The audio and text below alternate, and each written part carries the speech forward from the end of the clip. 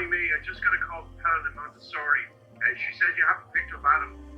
Well, Sarah meant to pick him up or something. Give us a shout with him. Rach, this is Joe. I tried your number now. I don't know how many times. You're not Jackie's. You're not your mother's. I'm now really, really, really worried about you. Please call me. Please call. It isn't funny. This is like you. Like you. Rach, it's me again. Please ring. I've been crying. You have me worried. I don't know. Please talk to me. Please.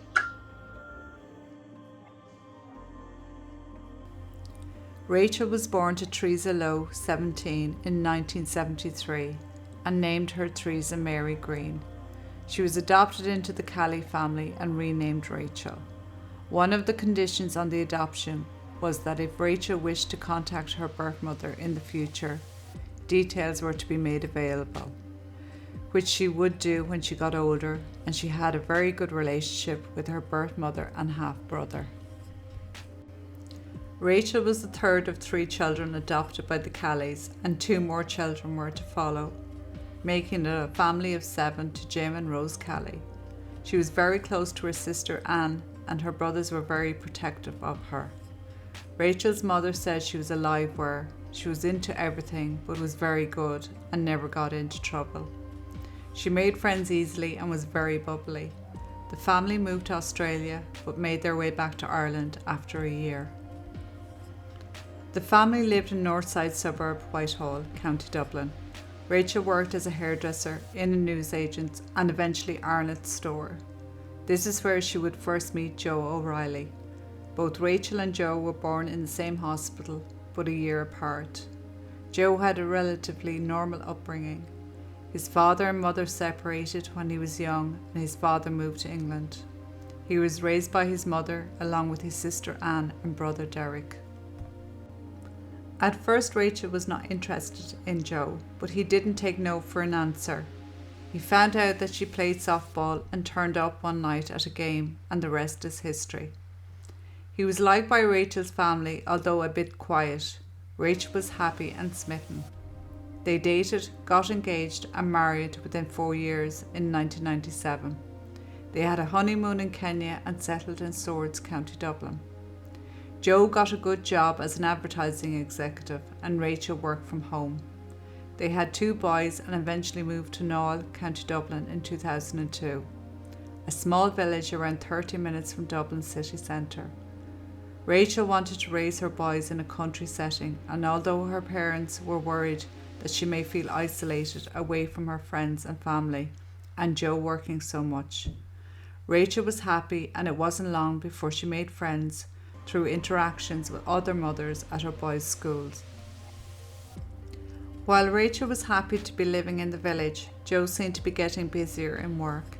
He would be gone long days and sometimes wouldn't come home at all. He loved his boys but seemed to not get involved too much in the everyday needs of the family. When they moved into the house, Rachel's mother, Rose, called to see her. She was standing in the middle of the kitchen alone in the house, surrounded by boxes. When Rose asked her where Joe was, she said he took the children to his mother's and said he'd come back when everything was done. This was Rose's first insight as to how their marriage was. Rachel was a very private person and didn't make a fuss. She'd confide only certain frustrations to her friends and family, but never the full extent of what was going on in her marriage. In 2003, Joe starts to stray from his marriage. He meets a woman and they begin an affair. She was from Limerick and didn't know Joe was married, not at first. Because he was based in Dublin and she in Limerick, they didn't see each other often. But this woman would soon have her suspicions, and eventually Joe would admit he was married with 2 children. He told her it was a marriage by name only, and they were only together because he was terrified his wife would get custody of the boys if they divorced. The affair ended after that. But it wasn't long before he met someone else in April 2004, Nikki Pelly, a former co-worker of Joe's. They met on a night out. Joe told her his marriage is practically over for the last year and a half.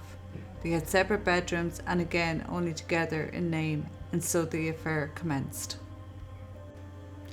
It got quite serious very quickly. Joe would meet her twice a week, ring each other every day, and Joe even had the nerve to introduce her to his children. Nikki also spent the night in the marital home when Rachel was visiting family in the country. They talked about the future and being together. In one of his texts, he even referred to his and Rachel's son as his and Nikki's. He would refer to Rachel as the Wasp and call her his lazy sea of a wife. He also confided to Nikki that his greatest fear, as he put it, was becoming Mr. Weekend custody of his children. Joe was a master manipulator and control freak. He constantly put Rachel down about her weight, the house and the children. He sent emails to his sister, constantly complaining about Rachel and even asking his sister to beat Rachel up. He spoke to his mother also and said such horrible things about how Rachel treated the boys that his mother contacted CPS and reported Rachel. Obviously this went nowhere, but it was very distressing to Rachel. Eventually Nikki gave Joe an ultimatum that he would have until November to leave his wife or she was going to finish things with him. This pushed Joe to either divorce his wife or consider other options. The night before the murder on the 3rd of October, Joe and Rachel got into a blazing row. He told her he was leaving her and once again calls her a C. They went to their separate bedrooms and all was quiet except for Joe talking on his phone to Nikki for an hour. On the 4th of October, the morning broke to silence in the house. It was a crisp, sunny, beautiful morning. Joe got up at 5 a.m. and got ready for the day. He left the house, leaving Rachel and the boys asleep in bed. He received a 20-minute call from Nikki at 5:45 a.m.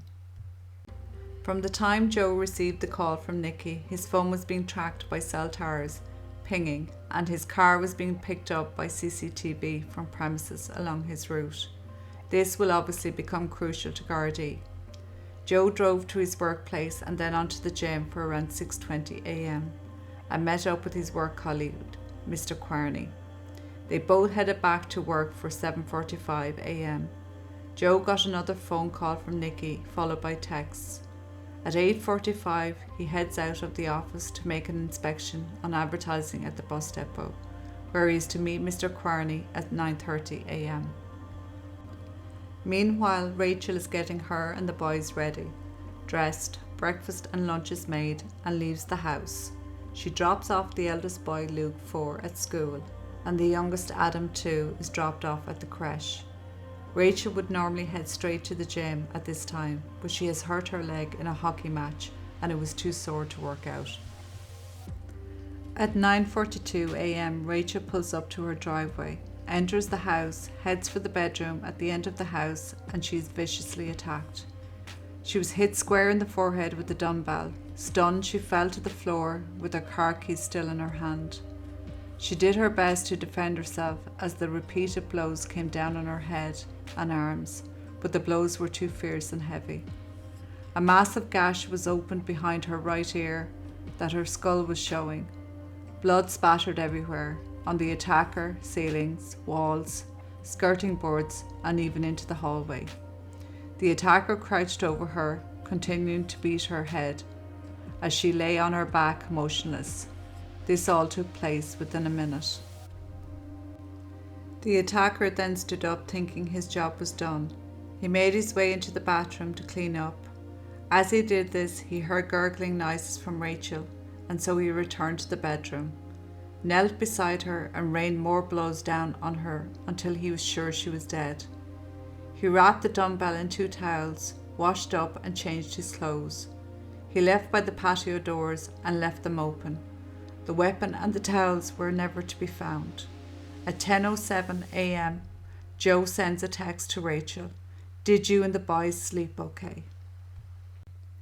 At 10:38 a.m, Mr. Quarney rings Joe to ask where he is, as they were to meet at 9:30 a.m. to do the inspection at the bus depot.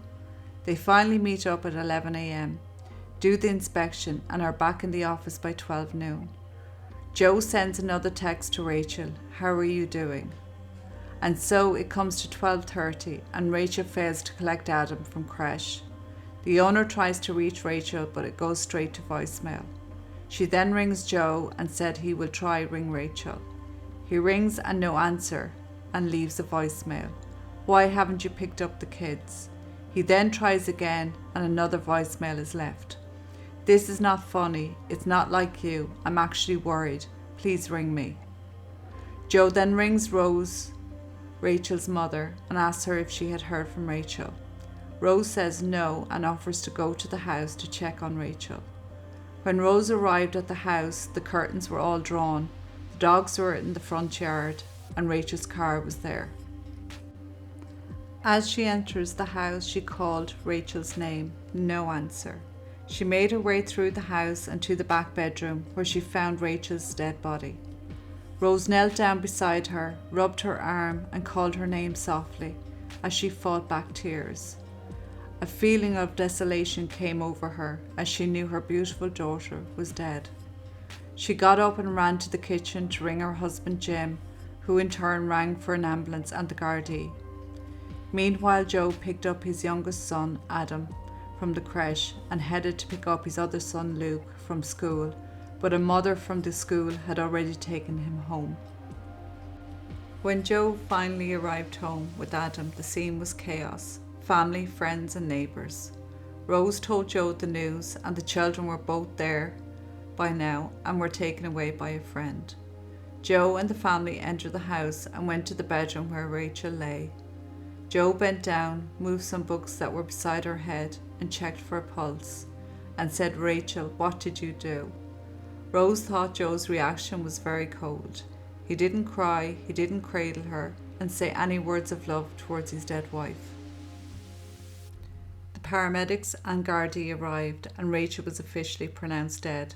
Detective Inspector Pat Murray, crime scene examiner, and Dr. Mary Casti, state pathologist, arrived and an examination of the body and scene was carried out. The family were cleared from the house and on inspection of the body, it was clear that Rachel had been murdered.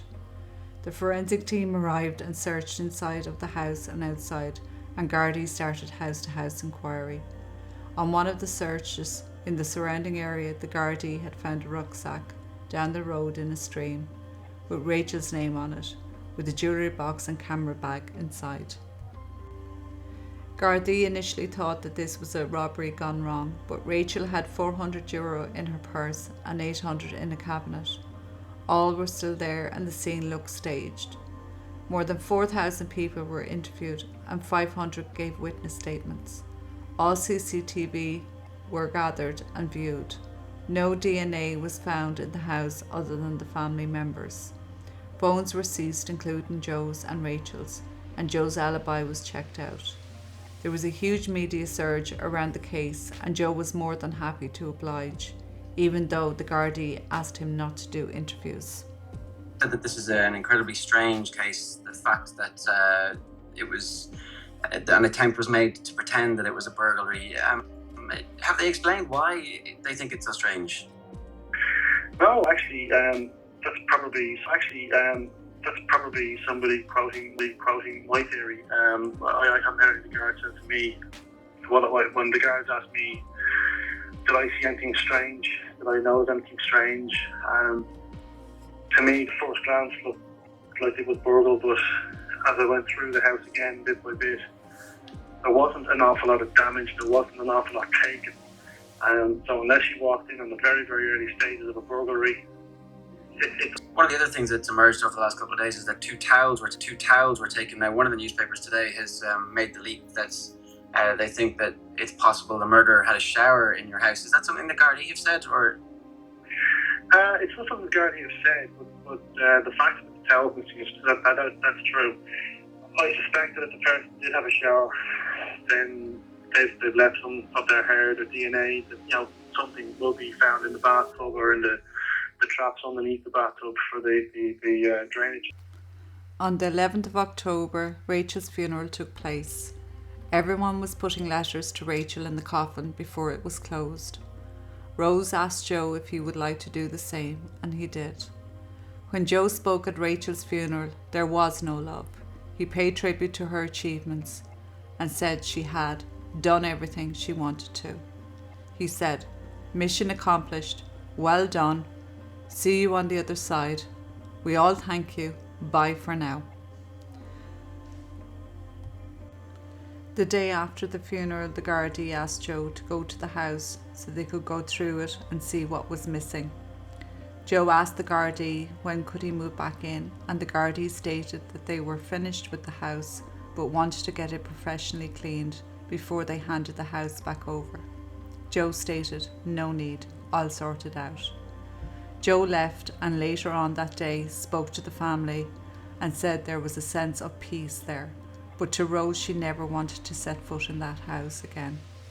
Soon after this, Joe signalled to the family of his intentions to move back in there, and on the day Jim and Rose was driving there with him, he got a phone call and stated that the rumours had started already.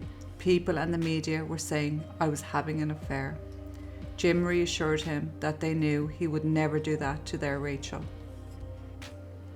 When they arrived at the house, Joe invited them in. Jim, Rose and Rachel's brother, along with his wife, entered into the house.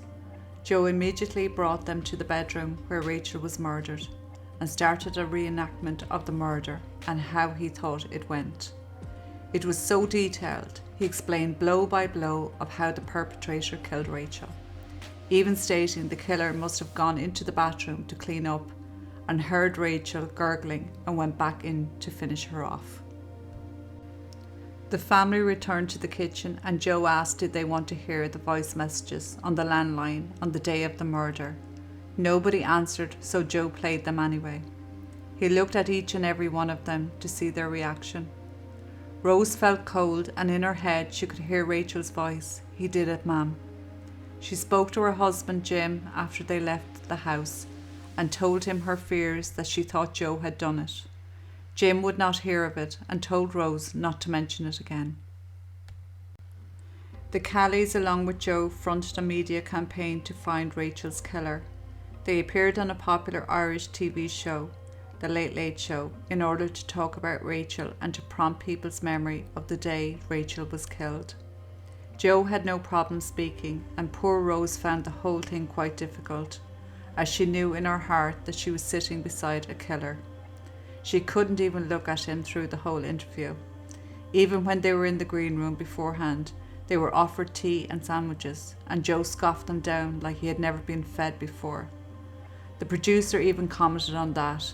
She had never seen that before, as people that are just about to go on live TV, let alone talk about their murdered wife, have no appetite. But not Joe. He was lapping up the attention and excited to be on TV. After appearing on the TV show with Rachel's mother, Joe spent the night with his lover, Nikki. After the analysis of Joe's phone, Nikki Pelly and Mr. Quarney were brought in for questioning. Nikki admitted to the affair but played it down. Mr. Quarney said he had met up with Joe at 10 a.m. the morning of the murder, which confirmed Joe's alibi. But on second interviews, the truth would come out. When put to Nikki that the affair was more serious, and phone records proved this, she finally admitted that they had planned a future together, and that Joe had even said he would murder Rachel if he thought he could get away with it. Mr. Quarney also admitted that he had got the time wrong when the Gardaí put the phone records to him, and that it wasn't until 11 a.m. that he met with Joe that morning. They were both released without charge, and they had their sights firmly set on Joe. Joe was arrested on the 16th of November at his home where Rachel was murdered and held for 12 hours. He refused to answer questions, but he did say he didn't kill Rachel and did admit to having his phone with him all that day. The Gardaí at least had him tied to having his phone, and his phone was linked to a mast in the quarry next door to the house in Knoll at the time of the murder. The Gardaí, though, didn't have enough to charge him and he was released. He stayed at his mother's house after his release and didn't comment to the media about his arrest. A few months after Rachel's death, Rose visited Rachel's house and there wasn't a memory of Rachel there. No pictures, clothes, and even the bed set she had picked out was gone.